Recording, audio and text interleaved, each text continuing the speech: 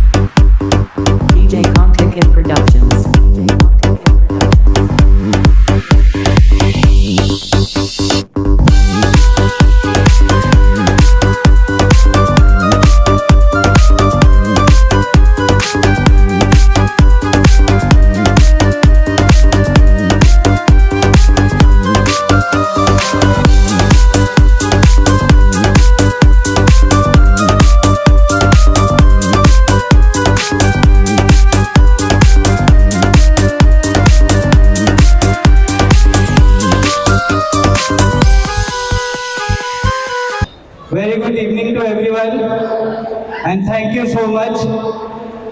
I thank the entire team from the core of my heart, all the celebrities for sparing so much precious time and being with us to motivate us.